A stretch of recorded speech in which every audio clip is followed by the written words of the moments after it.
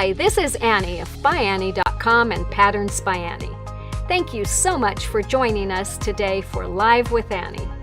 As usual, we've started the stream a bit early to get everything set up and broadcasting properly to our various platforms. You can find a countdown clock on the screen showing how long it will be until we actually go live. While you wait, please connect with us and other viewers in the chat. Let us know where you are from and whether you're a new or longtime viewer. We'll see you live soon!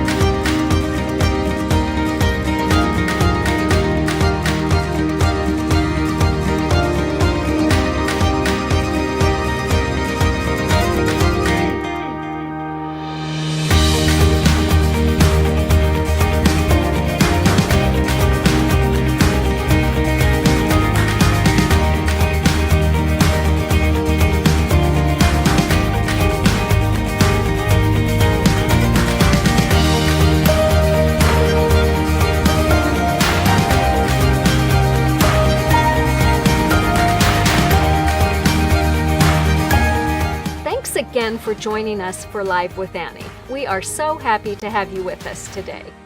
While you wait for the program to start, we hope you'll enjoy the content playing on screen. There's so much inspiration, so take a moment to tell us what you love in the chat. Don't forget there is a countdown clock on the screen so you know how long until we go live.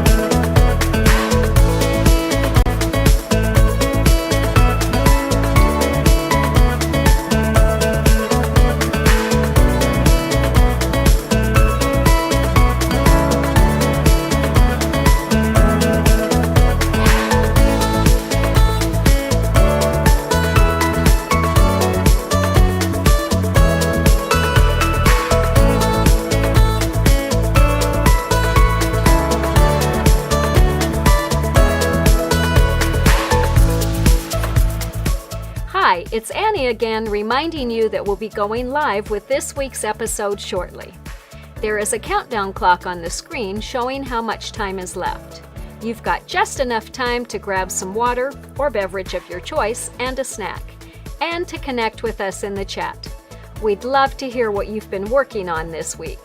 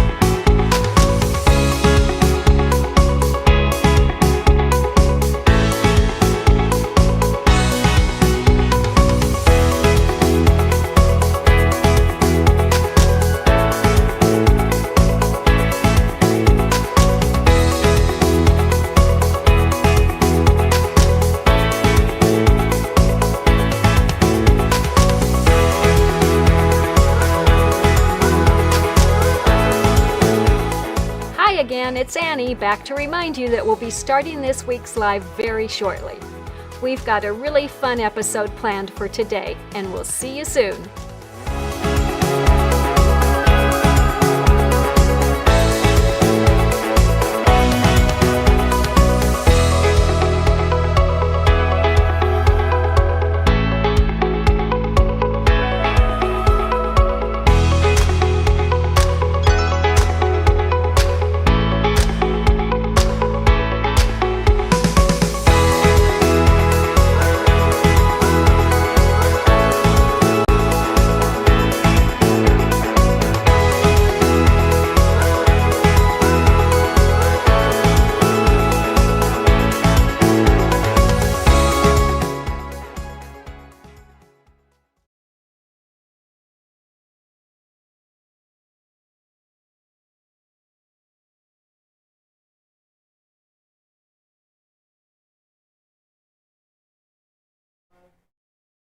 Hi, I'm Annie of ByAnnie.com and Patterns by Annie.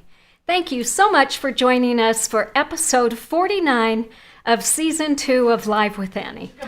Oh, I have to catch my breath. I just realized I didn't have a ruler I needed, so I ran upstairs and down. Okay, give me a minute here. Whew. All right, so this is our last Live with Annie episode of 2022, and we are going to celebrate today by having a sew-along to make our free pattern, Just Desserts. So this is a fun little project. There's no quilting, no zippers, and no binding, so it's perfect for this busy time of year. It has been a crazier than usual week at ByAnnie.com, with website issues that made it virtually impossible for customers to place orders over the past weekend, and caused problems for people trying to access their digital library and other content. Fortunately, as of Monday afternoon, the checkout process was back up, so you should now be able to purchase products and use coupons.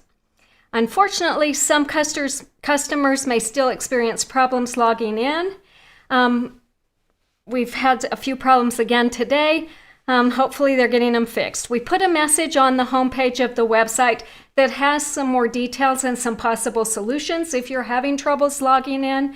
I can assure you that our team is working really hard trying to solve the problems, and we are really thankful to all of you for your patience as we work through these issues.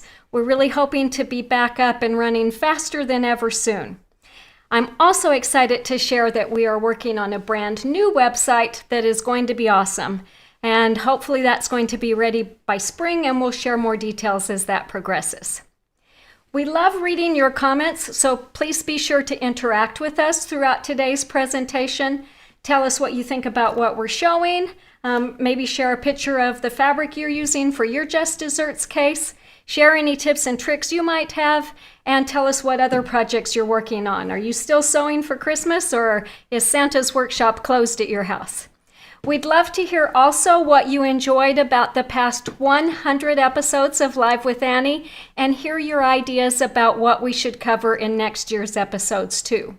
So we're working now to solidify next year's schedule, so it's a really great time to share your thoughts with us. And of course, be sure to add any questions you might have in the comments or chat, and we'll do our best to answer them before we close. If you enjoyed these episodes, please take a minute to follow us wherever you are watching us. And if you know someone else who you think might enjoy the information that we share, we'd really love it if you'd tell them about Live with Annie too. The easiest way to do that is to just tag them while you're watching, because that will take them directly to the episode and they can watch it too. If tagging is new to you, just type the @ symbol followed by the name they use on the platform you're tagging them from. Their name and picture will pop up so you can make sure you've got the right person. If you do, click on it, add a comment if you'd like, and submit it. Last week, we worked together to make a pencil case for Lola, which is another free pattern from ByAnnie that is quick and easy to make and great for holiday giving. I really loved seeing all the photos from people who sewed along with me last week. Great work, one and all. I was especially tickled to get to sew along with my cousin, Linda, from Texas. One of these days, Linda, I am hoping that we can sew together in person. I understand that there are a lot of Kishnik cousins in the area who get together regularly to sew. I was also thrilled to see the photo submitted by Donna and Jan showing a huge pile of cases that they made with friends. Donna said that 20-plus gals in her sewing group joined together to make 86 pencil cases for Christmas gifts for foster children. She noted some of our gals had never done zippers before and accomplished it with great exuberance. Residents donated school supplies and an overwhelming act of generosity. So I really thank you, Donna, and your friends for your hard work and your generous spirit. That will be such a great gift for all those kids, and I can only imagine how excited they will be to get them. So if you missed last week's episode or you want to watch it again, remember that you can find all the previous 100 episodes of Live with Annie on our Facebook page, our YouTube channel, or at ByAnnie.com. There's a link right up at the top that says Live that will take you straight there. And we'll put up all those links to make them easy for you to find. All right, I'm going to grab a quick drink of water before we get started, and then we're going to start on Just Desserts.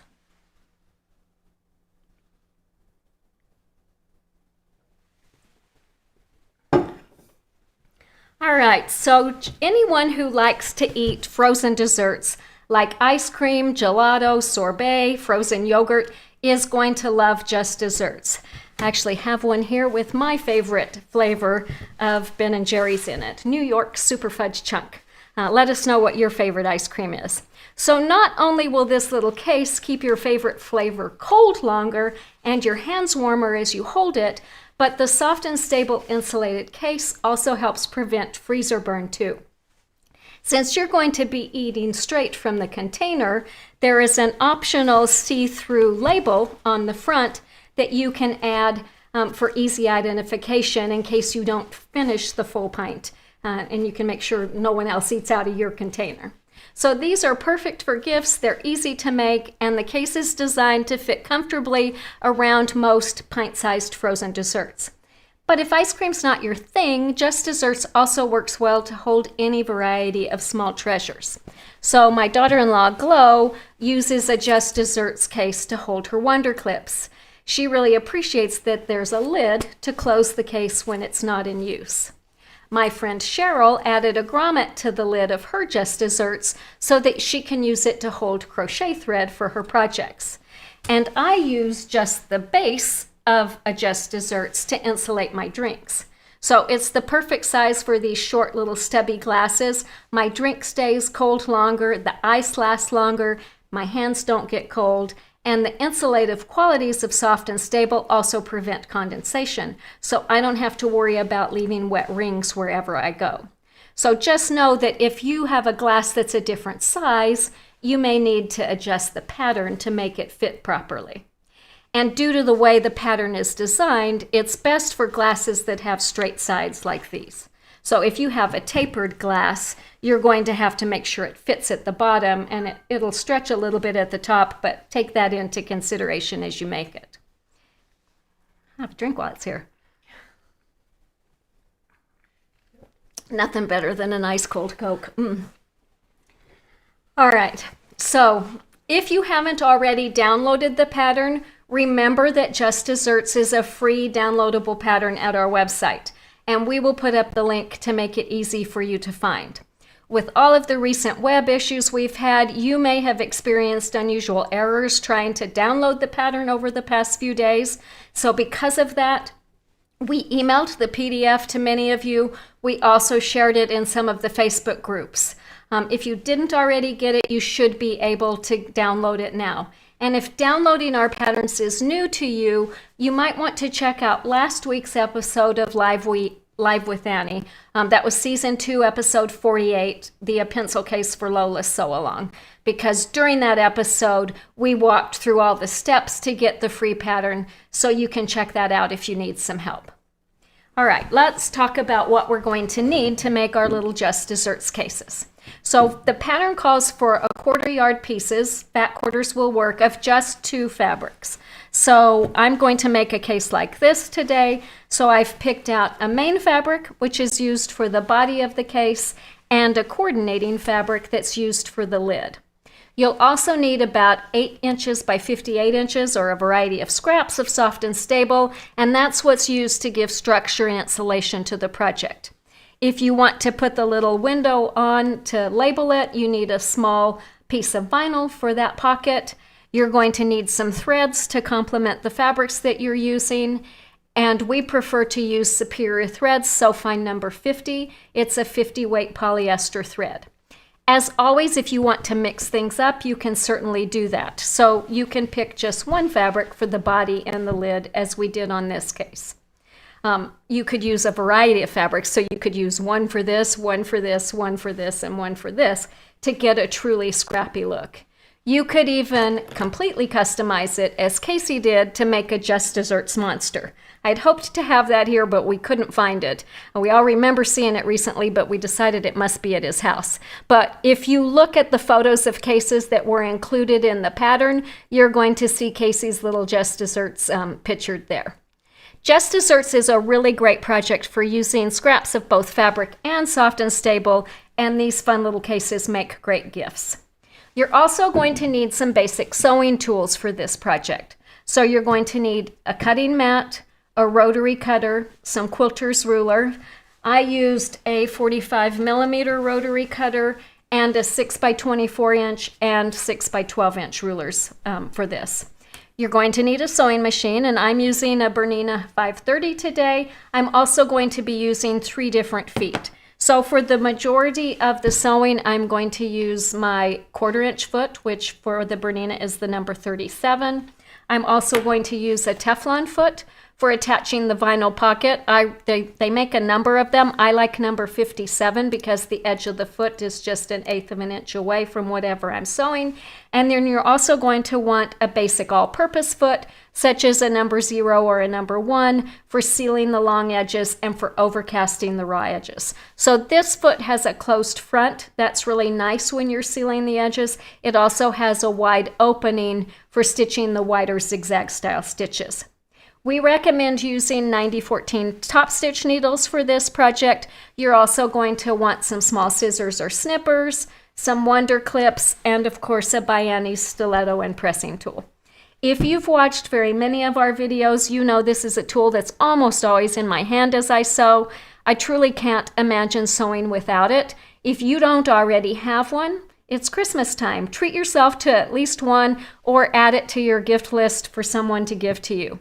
Finally, you are going to need 2 circle templates. a 4-inch circle and a 4.5-inch circle. And there are templates to trace right in the pattern. So I made a template for the 4-inch circle using template plastic. And I like to use ones that come in sheets that have grids on them. They also come plain. You can get them either way, and you can ask for that at your local quilt shop. For the 4.5-inch circle, I'm going to use my Creative Grids circle ruler, so I don't need to make a template for that. This set of rulers includes 5 different sizes, ranging in size from 2.5 all the way up to 6.5. We use them all the time in our patterns. So this is another really great gift to yourself or any other ByAnnie bag maker. Note that in this pattern, all of the measurements are listed as height first, which is the lengthwise grain of your fabric, and then by width, which is the crosswise grain. And unless otherwise noted, you are going to use accurate 1/4-inch seams throughout the project. All right, let's get started on the actual assembly and cutting. So the first thing you're going to do is cut. If you haven't already cut those, just follow the instructions on the first page of the pattern to cut the various pieces that you need from fabric, vinyl, and soft and stable. So from the main fabric, you are going to have 1 long strip and 2 squares cut. These are used for the base. This is used for the body. You're also going to have a long strip and 2 squares cut from your coordinating fabric, which is used for the lid side and the lid top. I am using some fun fabrics from Carrie Bloomston's Happy line for Wyndham Fabrics, and I just think these are such happy fabrics. It's very aptly named. You're also going to cut 2 strips of soft and stable for the body and lid stabilizers, and 4 squares of soft and stable to stabilize the lid and base. So this pattern is designed for there to be a double layer of soft and stable in the case, which gives it really great structure and insulation. And we cut the soft and stable for the body and the lid shorter than the fabric so that we can reduce the bulk in the side seams when we join the pieces. Also, if you want to add a label pocket to the front, you'll have a small piece of clear vinyl. And remember that ByAnnie's clear premium vinyl has a paper backing. That makes it really easy to cut and see the vinyl. I recommend that you keep the paper attached to the vinyl until you're ready to use it, because otherwise you're just going to lose it on your work table. All right. So we've got everything cut out and ready to go. It's time to start sewing. So we're going to begin by preparing the body, which forms the base of the Just Desserts case. For this, we're going to need the main fabric pieces that we cut. So we've got a 7 by 12 3/4-inch strip that we cut from main fabric, and a 7 by 11 3/4-inch piece of soft and stable. I'm just going to move the rest of these out of the way. So the first thing that we're going to do, actually, I'm going to move these feet out of the way. I'm going to put my 1/4-inch foot on my machine. Get that rotary cutter out of there. Get the ice cream out of the way. I'll be ready for that later. Clear up my space a little bit here. All right, so the first thing we're going to do is take our body fabric and put it right side down. Then we're going to center the body stabilizer, which was cut from soft and stable, on top of that. And the fabric is going to extend beyond the soft and stable by a 1/2 inch on each end.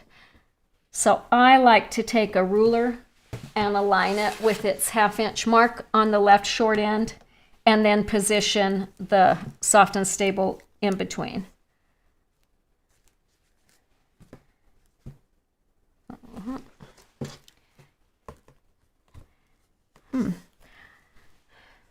It never fails. When you've got people watching, something doesn't match up right. It seems like either my fabric is too short or my soft and stable is too long. I need another, yeah.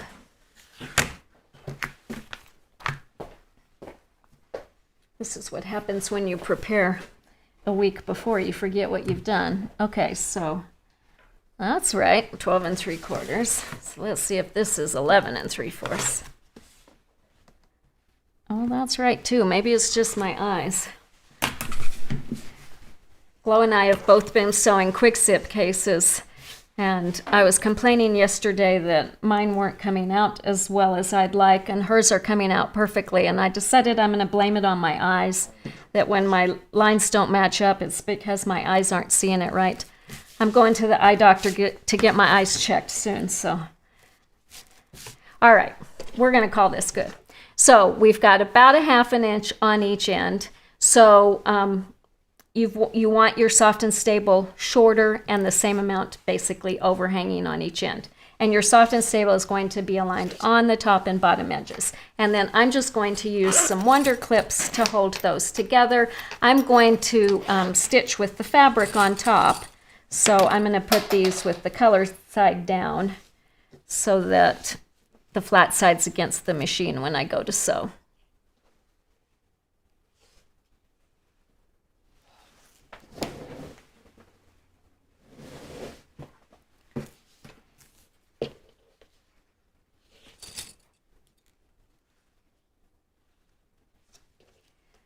All right, so it doesn't take a lot of wonder clips, just enough to hold that there.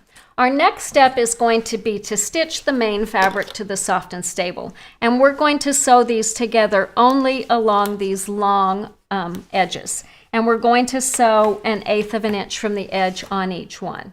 I'm going to put my number 1 foot on the machine and set my stitch length at about 3.0. And then I can just align the edge of the fabric. Let's see, let me find that foot and I'll show you. Then I can just align the edge of the fabric with the inside toe and sew right along that, which will get me about 1/8 inch from the edge. And I have put gray thread in my machine to match the background on my fabric. Your stitching really doesn't show much on these. About the only place it shows is when you attach that label pocket. So seriously, if you're going to mass produce these, if you're not putting the label pocket on, you could pick one color of thread and pretty much sew everything with it. So if you're going to sew a bunch for Christmas gifts, that's an idea. All right, so again, I'm going to take my stitch length up to about 3, and I'm just going to run down each side. I like to use my stiletto to hold the fabric in place and keep it from moving away.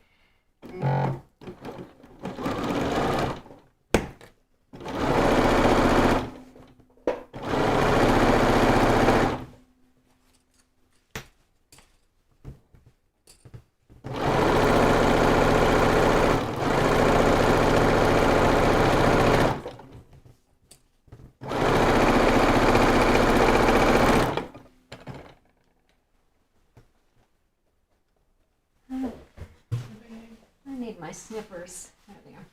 I couldn't find them the other day. They were hidden behind something else. So I knew they were there. I just had to remember where I saw them.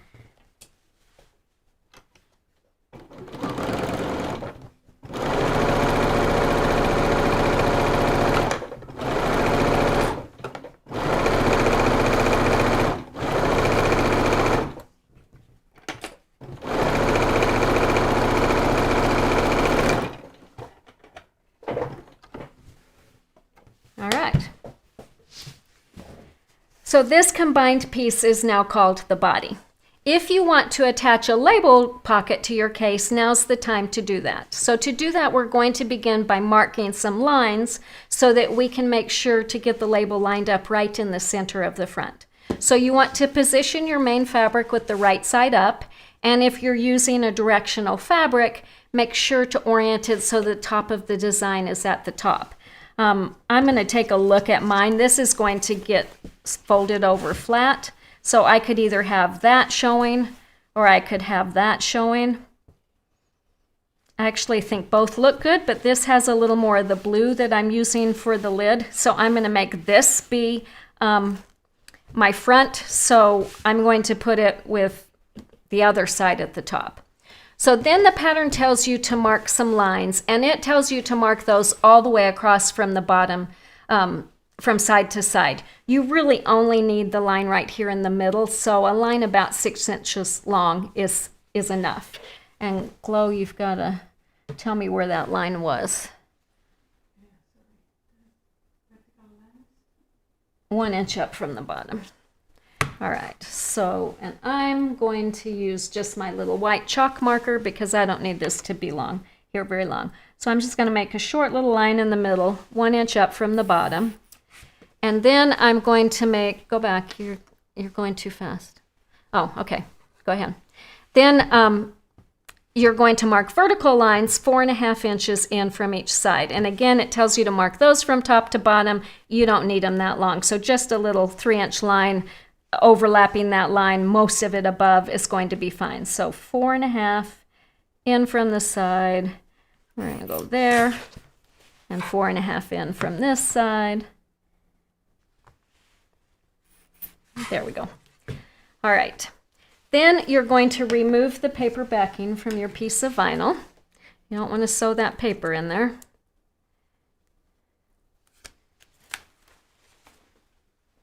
And you're going to, what did I do wrong? 4.5. Well, that's not 4.5. That's the nice thing about chalk markers. You can easily remove them if they're in the wrong place. I'm blaming that on my eyes too. All right, so then you're going to put your vinyl pocket in between there, and it should be pretty much right in between those lines, and we're going to sew. Now, you don't want to put pins through the vinyl, as the holes won't heal, and wonder clips aren't going to work because they're not on the outer edges. So if you've got some Sew-Tite magnets, those are going to work well to hold the vinyl in place. I really like to use these HD magnets as they're extra strong and they'll really hold through all of the soft and stable. Alternatively, someone suggested you could use a ByAnnie magnet to hold the vinyl in place too. I'm going to use the Sew-Tite one since I have it here. So I'm going to get that centered right in between there. I'm going to put my magnet down kind of at the top, and then I can just slide that behind there, and you can see that holds it in place really nicely. Then we're going to stitch this vinyl pocket in place, and we're going to sew 1/8 of an inch from the edge along the side and bottom edges. And I prefer to use my number 57 Teflon foot for this. This is an 1/8 inch foot because it goes right along the edge, and I'm going to use a straight stitch, set my stitch length to about 2.5. If you don't have a Teflon foot, you may have trouble with your foot not wanting to move, especially if you're using a plastic foot. If you do have that problem, just put a strip of masking tape or even packing tape on the bottom of your foot, cut a hole for your needle to go through, and that will help break the static. All right, so I'm going to take a minute and get that sewn in place. I'll lower my stitch length down a little bit. Whoops.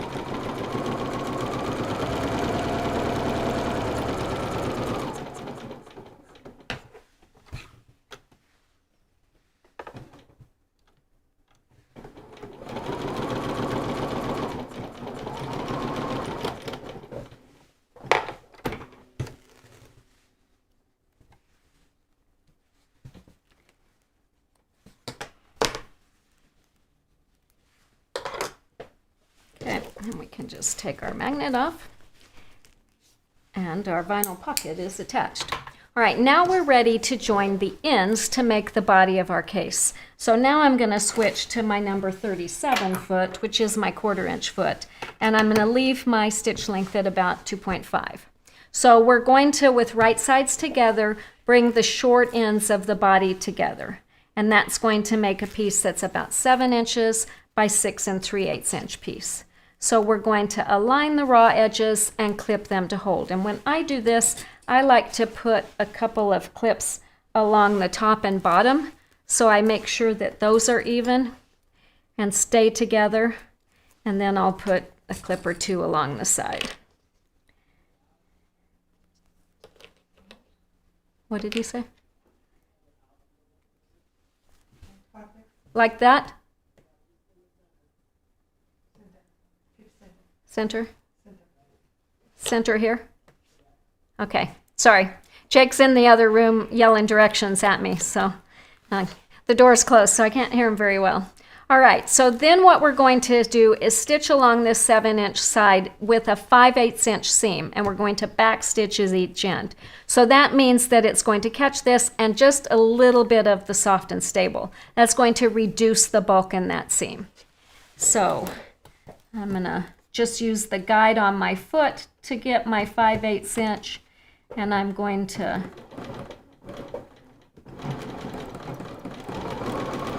run all the way down this edge.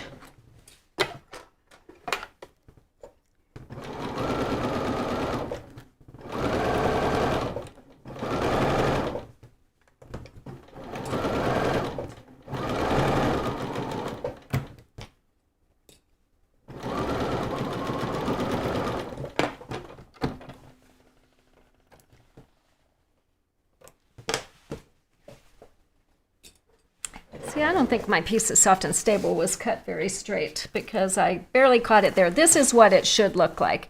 You should have it barely caught. You can see I've got a lot of excess soft and stable there and there. So I'm just going to take my scissors and trim a little bit of that out of there before I go press that seam open, because you don't want too terribly much in that seam allowance. And actually, I'm not going to bother to do that because I've already got one made. All right, so then you're going to take that to your ironing board and press that seam open. And I've already done one because I didn't want to try to press in here. So I've got this one ready to go. You can see I've got just a little bit of soft and stable caught all along there. All right, so now we're going to bring the top edge down to the bottom raw edge to make a loop that's about 3.5 inches tall with a fold at the top.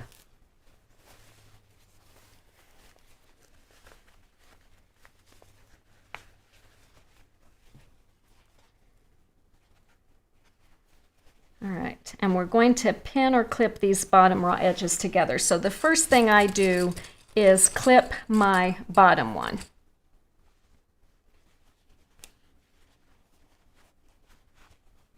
And then I just work my way around. You're going to feel like one of your layers is bigger than the other, but once you get it all lined up together, it's going to fit perfectly. And just kind of pull it a little bit as you go. Once we have that all clipped, then we're going to stitch the layers together, and we're going to sew about 1/8 inch from the edge. So I'm going to leave that number 0 foot or number 1 foot. I can't remember which one I have on. Just be careful to keep these edges aligned together as you go.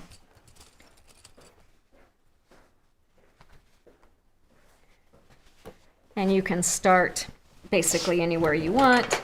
I find it easiest to sew with the piece on the bottom against the bed on my machine, so you might have a little bit of difficulty seeing this, but I'm going to be sewing with this down here and just work my way around. And again, I've got it aligned with the inside of my toe, so I know I'm 1/8 inch from the edge.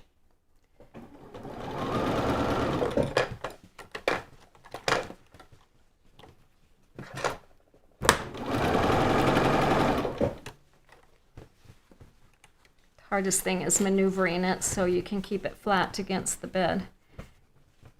This is when you're really glad to have wonder clips on here instead of pins, so you're not poking yourself.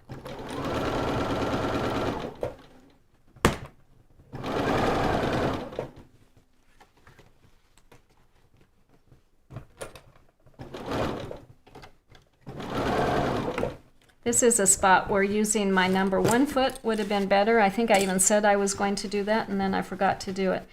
I don't know if you're noticing, but when you use the number 37, I love it because it's open in the front and I can really see where I'm going, but there's nothing to hold the fabric down and keep it from lifting up. And so that's the nice thing about that number 1, which is closed in the front.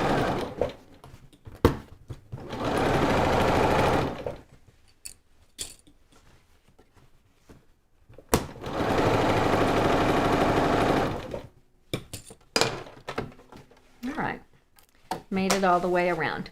So we wanted this project to be really extra quick and easy, so we designed it without any bindings.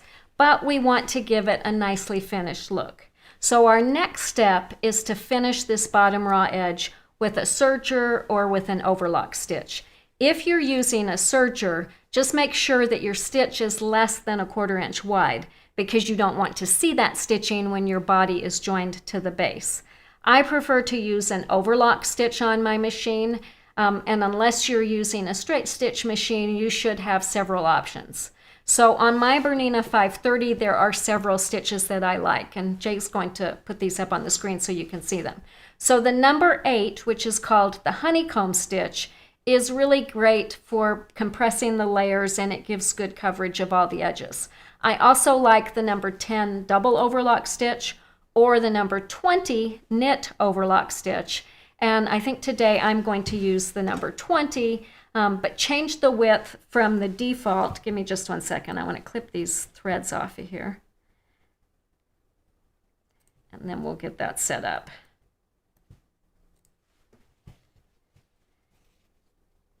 You don't want to try and be overlocking with all these loose threads because they're just going to make a mess. So give it a little haircut before you start.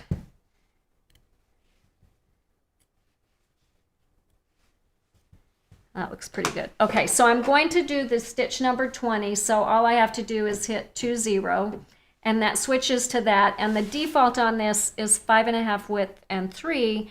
I'm going to leave the width at 5.5. I'm going to change it to 5. I don't want it quite as wide. Whoops. I always hit my needle position. So I'm going to change the width to 5. And then I'm going to change the length to 1.5 because I want it to be a really nice tight stitch. All right. I'm also going to switch my foot because I need a wider opening to do that. So I'm going to switch to my number 1. So this is called in my book a reverse pattern foot, but it's just a basic foot that comes with every single Bernina machine they sell. Mine is gold because I bought it with this gold edition machine. Usually they're the same color as the rest, but I have a special one. So, but again, what I like about it is this front is closed, so I don't have to worry about the fabric lifting up on me. So I'm going to put that on, and then again, we're going to just stitch all the way around the loop. And we want to be careful to keep the fabric flat against the soft and stable on top and bottom. We also want to make sure that the edge of our foot is aligned with the inside of the edge of our fabric, is aligned with the inside of the foot on the right side. Same as what we did when we were doing it before, because that ensures that that overlock stitch is going to cover all the raw edges and it won't be too wide. So let's do that next. And I'll try and keep my hand out of the way so you can see how this is working.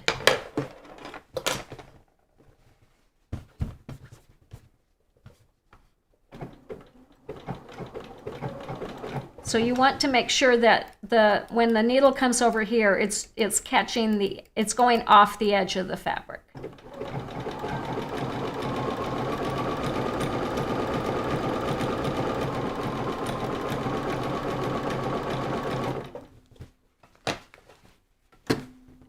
Well, I didn't mean to do that. If your needle stops in the down position but it's off, it doesn't hold anything. So if you're going to stop and rearrange, make sure your needle's on the left side.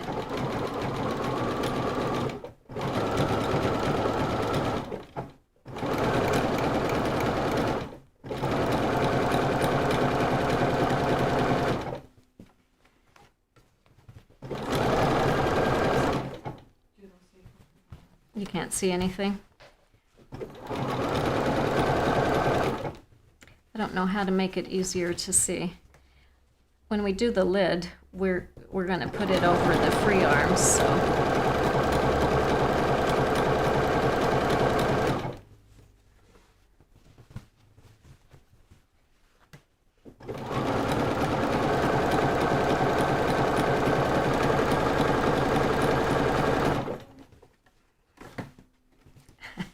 I did it again.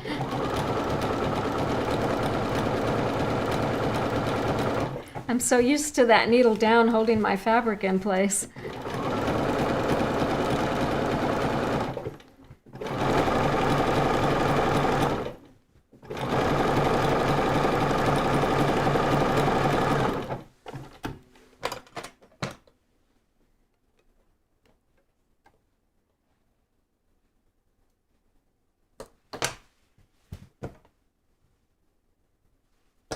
All right, so we went all the way around with that stitch, and that finishes off all those raw edges, and it's going to make sure they don't fray.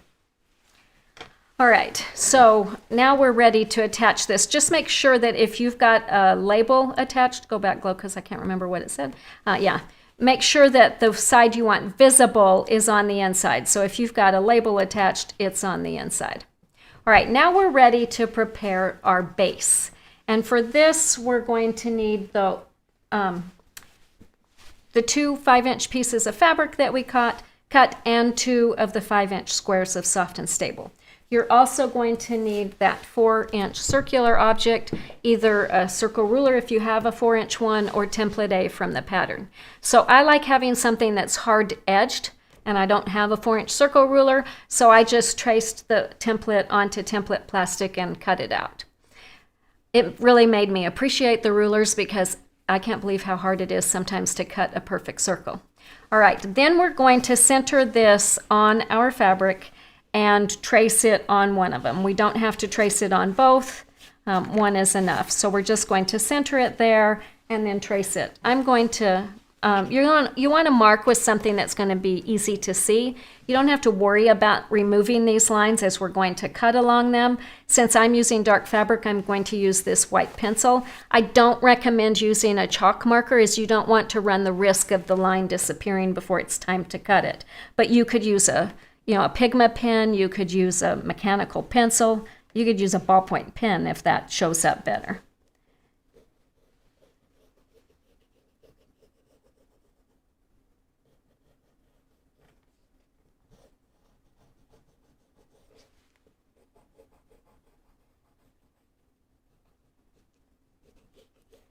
I'm actually going to use this erasable pen for the parts where it goes over the light stuff, because I found when I was making these that I couldn't see the lines there. We're just going to run all the way around with that too. Maybe the combination will make it easy to see. That looks pretty easy. All right, then we're going to align the 5-inch squares of fabric in Soft and Stable. So we're going to take the first one that we didn't mark and put it on our workspace right side down. Then we're going to put the 2 squares of Soft and Stable on top of that, aligning the edges, and then the marked square on top with the right side up. And I'm going to just put a clip on each side to hold those together.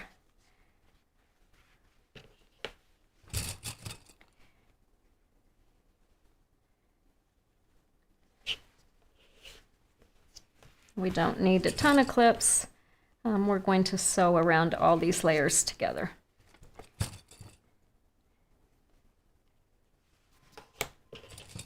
So after I get one side clipped, I like to flip it over and make sure I didn't have it folded over somewhere and make sure it's nice and straight. So I just do some little adjustments from the back. That looks nice and straight. That looks nice and straight still. All right. Now we're going to stitch these pieces together and then cut them out. So we're going to do this in 2 steps. We're going to start by stitching 1/8 of an inch inside the marked line, stitching through all the layers. And for that, I'm going to put my 1/4 inch foot back on. I like to use this as I can align the inside of the toe along that marked line to make sure I'm sewing 1/8 of an inch inside it. And to make it easiest to go around the circle, I'll just keep my eye, let's grab that needle or that foot. I'm going to keep my eye on this point right here. All right. So I'm going to keep my eye on this point where the fabric intersects with the edge of that foot, because it's going to be much easier to be looking there than where my needle is. It's kind of like when you're driving a car. You look where you're headed, not at what's right in front of you, to make sure that you go all the way around. You can go down, Glow. All right, and then to make it easier to cut this out, we're going to go 1/8 of an inch on the outside so we can cut along the line. So let's first sew this line. So again, I'm going to put my 1/4 inch foot back on. I'm going to keep my stitch length at about 2.5, but I'm going to switch back to a straight stitch. And I don't like to use too big of a stitch for this because I find it much easier to sew curvy lines if my stitch length isn't too long. All right, so again, I've got the edge of my line aligned at the edge of my toe right here.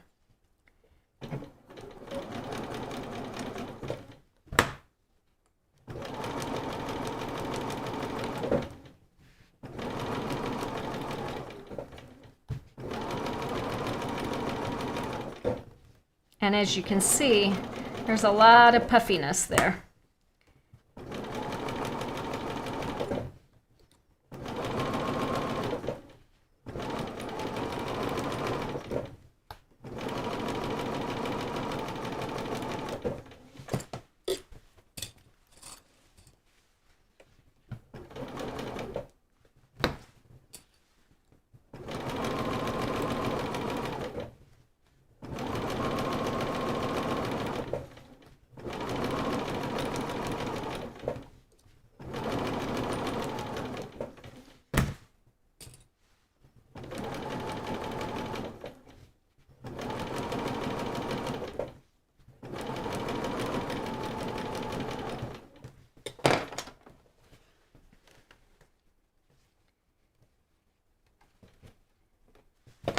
All right, so I've gone all the way around my circle. If I tried to cut this out now along that line, it would be really difficult because my line is lifting up. It would be hard to keep it straight. So as I said, we're going to add another line of stitching that's about 1/8 of an inch outside that marked line. So I'm just going to align the edge of my foot with this previous line and go all the way around. And again, using my stiletto like I did before to hold that together is going to really help. So one more line of stitching going all the way around to flatten this out. So this time I'm keeping my eye on this edge and just keeping it aligned with that line that we stitched earlier.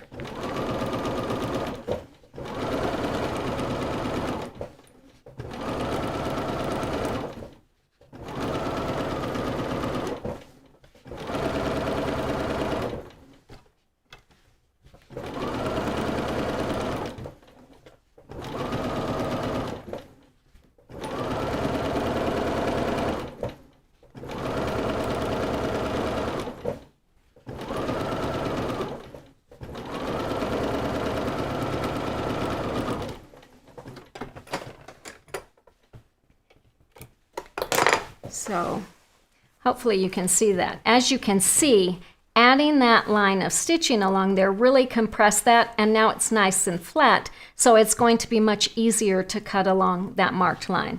I like to do this with my Kai scissors that have a serrated edge. Oh, I'm not sure I have any over. Oh. Here they are. Not too many caddies out. All right. So again, I'm just going to go right along that line that I marked earlier, all the way around.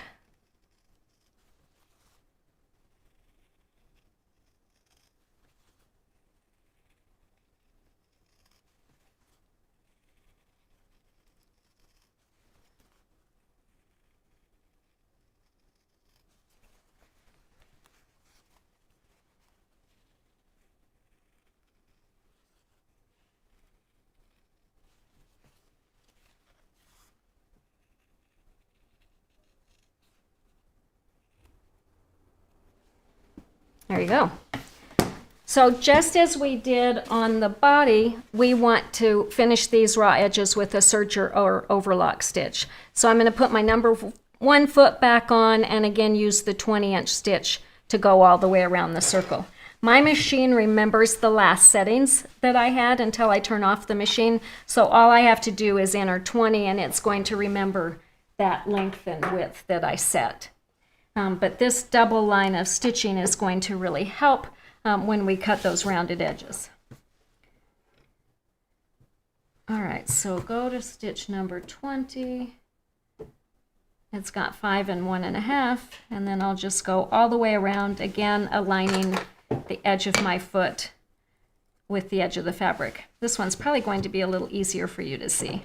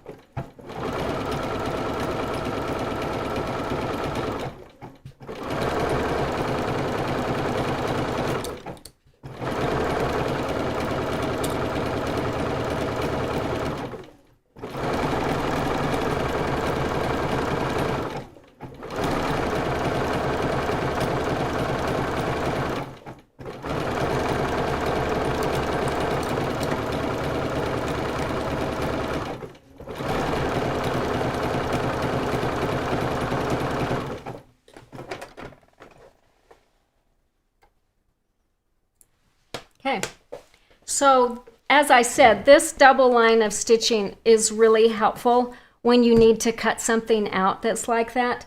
And we use that in several of our other patterns too. So we used it when we made the base for our little flipping out cases. If you've got somebody who likes to knit or crochet, this is a fun little one that you could put some yarn and a crochet hook on. So we used it on there. We used it on the larger one for the base. This is perfect for carrying a bottle of wine if you're going to a friend's house. We also used it on that technique on our I'll Drink to That pattern, which has a little padded divider inside that you can use to put your bottles of wine in. So this, you use that same technique when you make these sections that make each of the sides, and then you sew them together so they open out to make the case. So you've learned today a technique that will be helpful on those patterns as well. All right, what's next on our list? All right, so we are ready now to join the base to the body to make the bottom of our case. So you're going to put right sides together and pin or clip the raw edges going all the way around the edges. So I can look at my base and say, okay, I want that one to be what I see, so I'm going to put that up. I've got, again, my label on the inside, which is my right side, and I'm just going to clip this all the way around. You could pin it, but Wonder Clips work so much better. You don't have to worry about pins. If you, I know the seam is going to be the back, so if I have a preference, it's not like anybody's going to see the base, but if you want to stress over it, you can. And then I'm going to be sewing this with the base, so again, I want to put the colored side up when I clip this. And I just clip it in one spot and then work my way all the way around. If you cut everything right and accurately, it should fit together perfectly.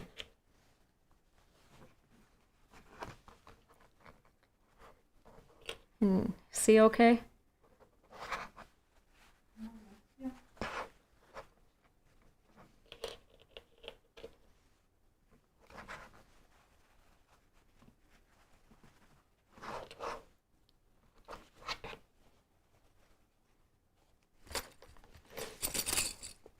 Oops.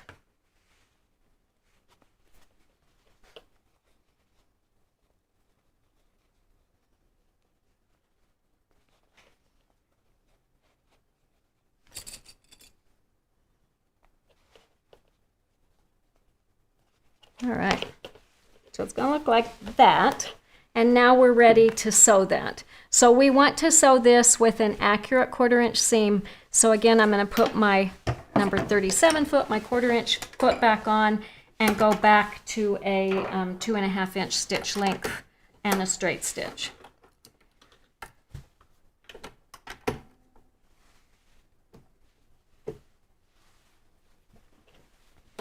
All right, so when you're sewing it, I find it easiest, you're probably going to have a difficult time seeing this because I really got to have my hands on here to hold this, and I'm afraid they're just going to be in the way, but I'll do my best here.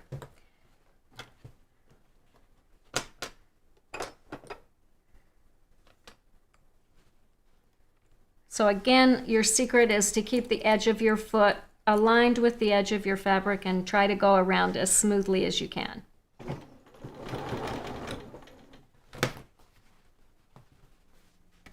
And keep this flat so that you're not sewing wrinkles and creases into it.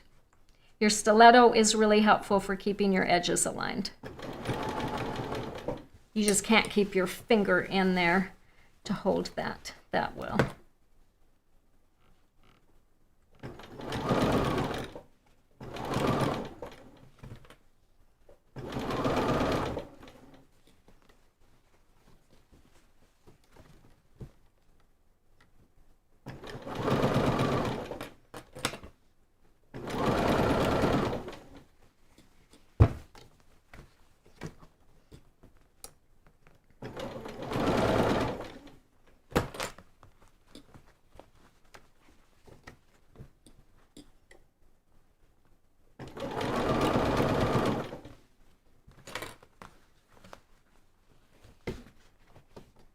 I use my fingers to really smooth that fabric away from where my seam's going to be.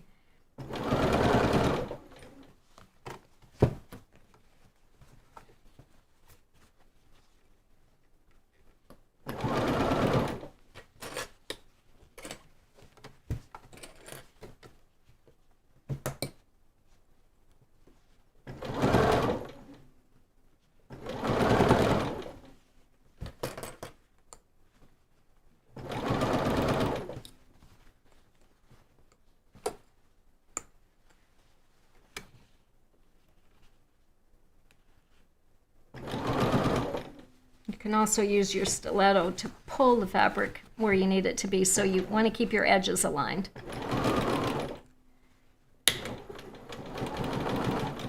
Okay, I think I made it all the way around.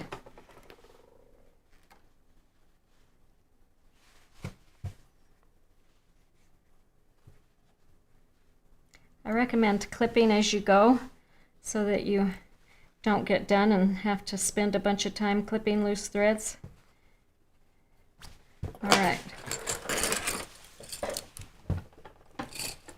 All right, now we can just turn the body right side out and push out all the edges, and the body of our case will be ready to go.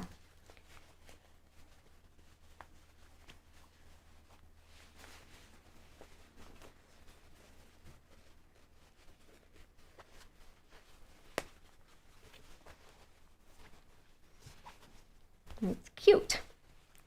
And it's got that nice double layer of soft and stable in there, so it stands up really well, and it's going to give some good insulation to your ice cream. You are going to follow that very same process to make the lid. So for this, you need the lid side strip and the two 5-inch bases. You're also going to need the lid stabilizer and the two 5-inch pieces of soft and stable. So just as we did on the body, we're going to position the lid side right side down. We're going to center the soft and stable on top of it, align the top and bottom edges. There's going to be a 1/2 inch of fabric on each end, and you're going to sew that together. You'll sew along the long edges to join those. You'll bring the right sides together, join the ends with a 5/8 inch seam, and when you're done with that, you're going to have a piece that looks like this. So you're going to join your ends, fold it out with your right sides out, and then sew along the edge and finish that with an overlock stitch.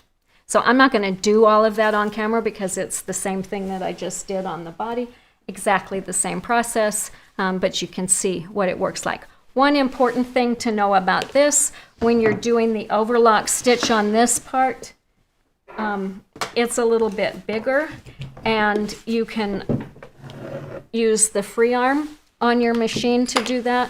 So when you go to stitch this, you can just take it and stitch around like this, which makes it a whole lot easier to do than trying to maneuver it on a flat table.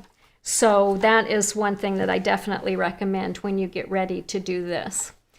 We're going to do the top of the lid the very same way. Again, this time, hang on, let me put this away. When you do your lid, make sure you're using the right size circle. The lid needs to be bigger than the base, so you can't use the same template you started earlier. You're going to want to do a 4.5 inch. One thing that the pattern didn't tell you on this part was to do an overlock stitch, and as I think about it, I'm pretty sure that Leslie, my tech editor, had sent me a note, and I said, oh, it's already in there, but it was in there for the body, not the lid. So I need to update the pattern and make a correction to that. But you might want to make a note in there to be sure to run an overlock stitch along there to finish that. So once you get your lid prepared, your lid top prepared, you're going to put it together just like you did the base. You're going to clip it, you're going to sew all the way around it, and then you'll turn it right side out, and you'll have your lid ready to go. So push out all the corners, make it nice and smooth, and you've got it finished. So quick and easy to do. I've got a few questions on here. I see that Leslie's put, someone asked, will this fit over a pint mason jar to use for a cozy for a glass of iced tea.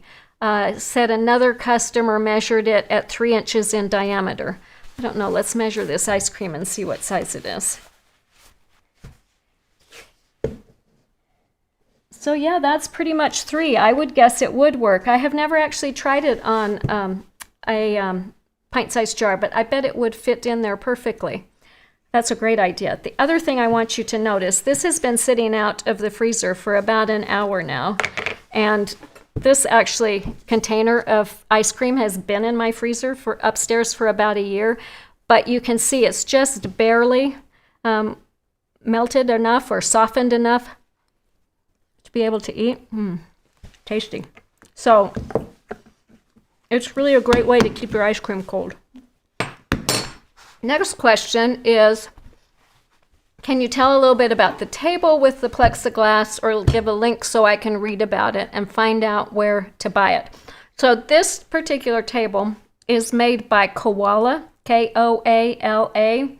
If you do a search, you should be able to find someone. A lot of quilt stores sell Koala cabinets. I bought mine through a Bernina dealer.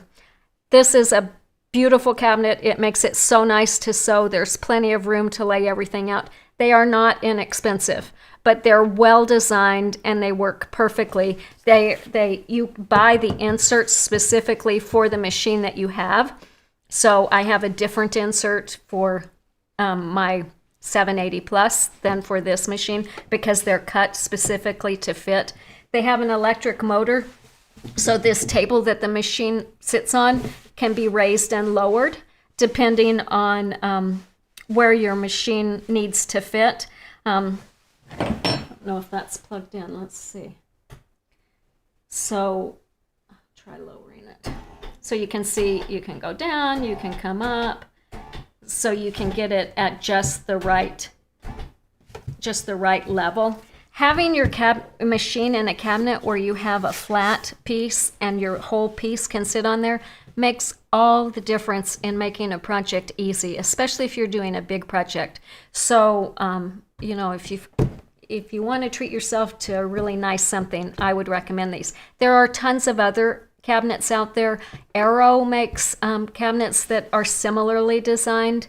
I would definitely recommend that you go in and sit down and try one out before you buy it. I will admit that I bought a table at a show once because I thought it looked great, and when I got home and sat in it, my leg ran into the cabinets that were on each side.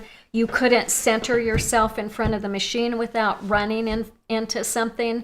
I bought a table for Glow when we first got a sewing machine for her, and when you used it, it didn't have enough weight and it jittered and bumped. So you really want to investigate something like that. Tables aren't cheap. So really make sure that you're getting one that's going to work for you. If you're going to put the money into it, make sure it's well designed and has that weight and stability to it. All right, someone said, thank you for the update on the overlock stitch. Can I use a zigzag stitch? Yes, a zigzag stitch would work really well. I'd make it pretty close together so that your stitches aren't too far apart, and it's really finishing those edges. All right, so our Just Desserts are done. Again, all you have to do is insert your pint of dessert in there and it's ready to enjoy. If you're giving this as a gift and you don't have the option of sending them ice cream or delivering them ice cream, you could insert some cash inside here and put a note about what it's for. As we said, it doesn't have to be used for ice cream. There's lots of other ways to do it. So if someone isn't into ice cream or desserts, they are going to appreciate one of these cute little cases, no matter what. I got chocolate on my mouth. It was good. All right. All right, so that is Just Desserts. One other thing to let you know, if you enjoyed making these, be sure to check out our nesting baskets pattern. So let's see if I can bring this over without dumping the pile. So this has a pattern for 3 different sizes of baskets made using a very, very similar technique. They're bigger. They have handles on the side, but other than that, they're made pretty much the same way. One thing that I really love is that I can nest them inside each other and put them in storage when I'm not using them. These are fabulous in your sewing room. And I've shown this before, but I always like to reiterate it. So I'm going to have to bring these over here because they're heavy. They're perfect for storing your fabric.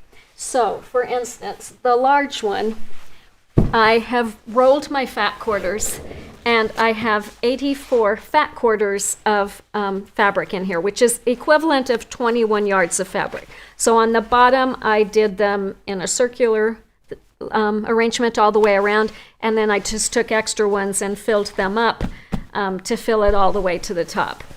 The medium one will hold 40 fat quarters, and those fit just one layer. So there's your fat quarters in the medium one, 40 of those, or 10 yards of fabric. And the small one is perfect for a jelly roll. It also would work for wonder clips, buttons, zippers, all kinds of things. So that's really nice. And the other great thing is when they're full, they're sturdy enough to stack on top of each other and really perfect for any room in the house. So again, that is nesting baskets to hold lots of fabric and keep them out of the way and out of sight. All right, as always, ask for these patterns and supplies at your local quilt shop. Quilt shops are such an important part of our local sewing and quilting communities, and it is really up to all of us to keep them strong and vibrant. Remember, if they don't have these products for you, they can certainly get them, either from us or from their favorite distributor. So if they don't have what you need, ask them if they'll order it for you. We are always happy to set up wholesale accounts for them, so just ask them to contact us and we'll give them some more information. I need another drink.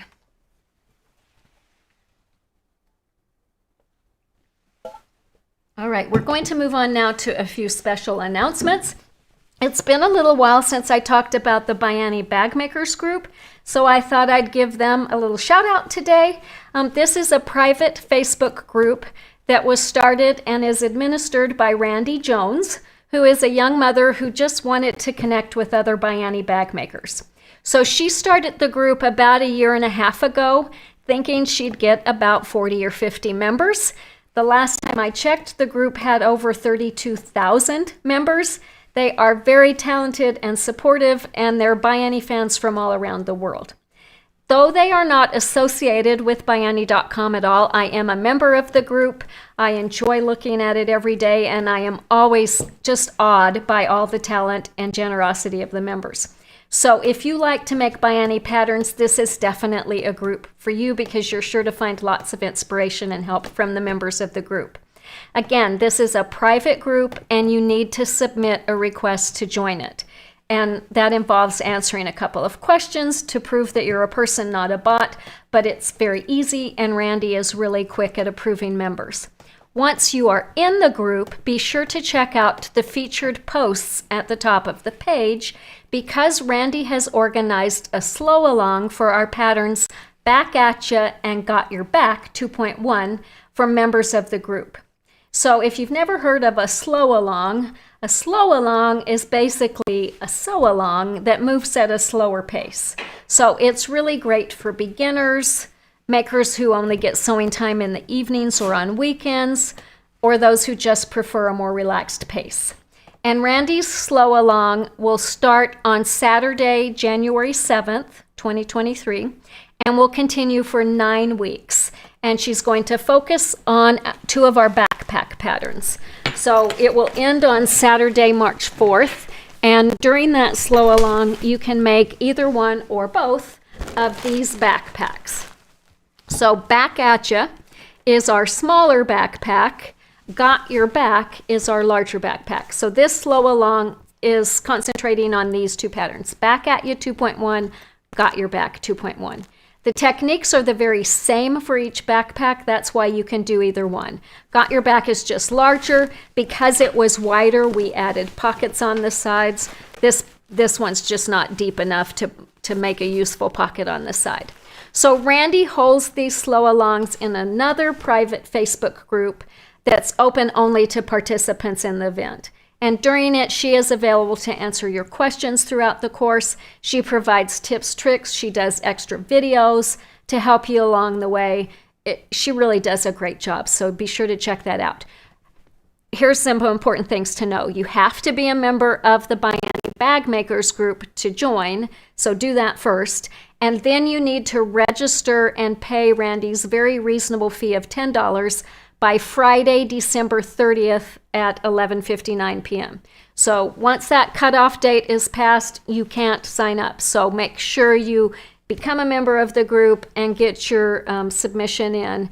Randy works really, really hard to make these slow alongs relaxed and enjoyable for everyone, so be sure to check those out.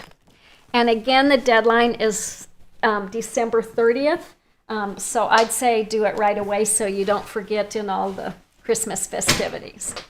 All right, I also want to say an extra special thank you today to my good friend Leslie Meltzer of 50 Square Foot Studios.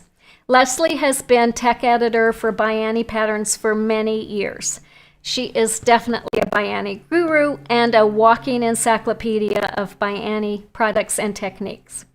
Leslie has a list of every single ByAnnie pattern she owns, every project she's made, and she can be counted on to know in a flash which techniques and supplies each project uses.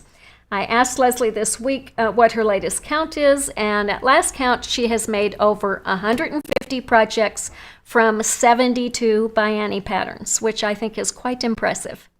Leslie's most recent project was a set of custom packet-in cases to hold her awesome collection of Doc Martens boots and protect them from her mischievous cats who like to chew on the shoestrings. She even made special shoe pillows to give some shape and support to the shaft of the boots when they're stored. I just love everything about that. Leslie shared instructions for how she made the shoe pillows on her blog.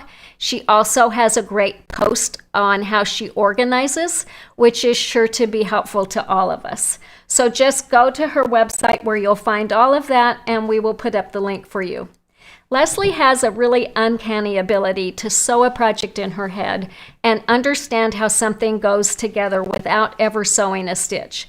She is always a great sounding board, and I really depend on her to catch my mistakes and maintain consistency in our patterns, while also being brutally honest and telling me what I need to hear. When we started our Live with Annie episodes, Leslie agreed to help monitor the chat and answer questions, and she has been an invaluable resource throughout the past 2 years, and we really appreciate all of her help. Though she lives over 1,000 miles away in Washington, she's almost always the first person to join the live, and we all depend on her for expert answers and advice. But Leslie's ready for a bit of a break, so today is her last day helping with Live with Annie. We hope you will send her some hearts, some thumbs up, and let her know how much she means to you too. Thankfully, Leslie will continue editing ByAnnie patterns and keeping me on my toes. But this is going to give her some more time to run around after her cat kids, Lucy and Tabitha, and continue making awesome quilts and other projects. You can follow Leslie on her Instagram using @LellieBunny, LellieBunny, and we want to say thank you to Leslie for all your help. We love you. All right, we also want to remind you that our office and warehouse are going to be closed the last week in December, so we won't be filling orders after December 23rd.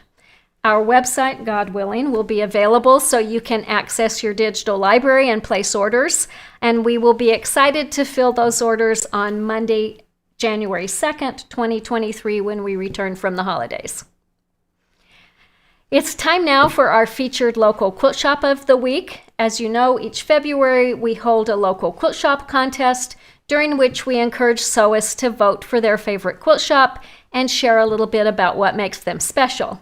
And then to continue the fun and support of local businesses throughout the year, each week we highlight a store and some of their voter submissions during Live with Annie. This week we are going to travel all the way to Queensland, Australia to visit Kimz Sewing and Patchwork Center in Warana on the Sunshine Coast. And it's summer there, so I bet that Sunshine Coast is gorgeous right now. Kimz is always a strong contender in our local quilt shop contest, and having taught at Kim's lovely store when I visited Australia in 2019, I can definitely understand why. Team members include Kim and her daughter Maddie, as well as Christine, Haley, and Melissa. And they run all sorts of classes, do a ByAnnie bag making class once a month, and they offer regular ByAnnie bag weekend workshops. The next weekend workshop will be in February. They also offer classes in patchwork and quilting, dressmaking, beginner sewing machine classes, and machine embroidery. Maddie is in charge of the shop's long arm quilting service and is happy to edge quilt your quilt or the soft and stable for your bags. The store has everything you need to make bags, soft and stable, vinyl, zippers, patterns, and hardware, and they have made models of almost every pattern to display in the shop. So there is inspiration galore. They also have a huge range of fabrics with lots of Tula Pink, Kay Facet, Anna Maria Horner, and heaps more. They asked me to remind you that if you purchase online at your local quilt shop website, you are still supporting that business. Maddie said, "We do a happy dance every time we get an online order, and we try and get new products in all the time." Customers raved about the friendliness and knowledge of the staff, as well as the great selection, and shared their strong loyalty to the store. Diane said, "Kimz is the #1 patchwork store in our region due to the warm welcome her customers receive when they enter the store, the helpful advice, the great range of products, and the friendly staff."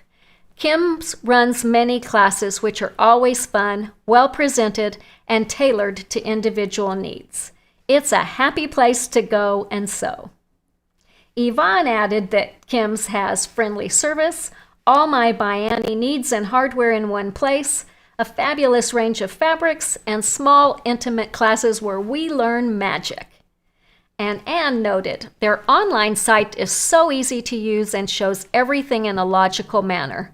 I've bought lots online and it's so easy and convenient. They have lots of very tempting ByAnnie samples to entice you. And Chrissy summed it up saying, "Kimz sells everything. The shop itself is displayed in such a pretty way that it feels like walking into a sewing hobbyist's dream. What I love most is that it feels like you're visiting a longtime friend the second you enter the shop, even if you only shop there from time to time. Kim and the staff are so welcoming and friendly, it's like a warm embrace. I love the conversation, the friendliness, the laughter and chatter, the shop itself, and the classes are so much fun. It's exactly what a local sewing crafter's shop should be." Again, remember Kimz has a great selection of ByAnnie products, as well as an ongoing ByAnnie trunk show in her store featuring lots of models that Kim and the staff have made. So be sure to stop in and check them out and tell them Annie sent you. And please give them all a hug from me. We want to say thank you again to everyone who joined us today or at any point over our past 101 episodes now. We are going to be taking a bit of a break for the rest of the year and into January, but we will be back for another great season of Live with Annie on Wednesday, January 11th, 2023, when we will introduce our new pattern, Snapshot. We cannot wait to tell you all about it, so be sure to join us then. And finally, before we close, this is something that got added in there. Casey found these ridiculous images he made way back in 2014 when he was first learning to use Adobe Illustrator. I'm going to look forward to seeing what those are. Oh, we thought you'd enjoy them. Yes, that shows Casey's little just-in-case that he made, his monster just-in-case, with a grass made out of a zipper, some grubs running away, and Casey chasing after them with a ByAnnie stiletto and pressing tool. I love it. That was great. He was having lots of fun using the computer and showing, I love the zipper flowers and the zipper sun. That's pretty darn cute. Good job, Casey. He didn't have time for such nonsense anymore. All right, so until next time, when we see you on January 11th, we send you lots of wishes for a joyous holiday season, no matter where you are in the world, and we wish you happy stitching. See you then.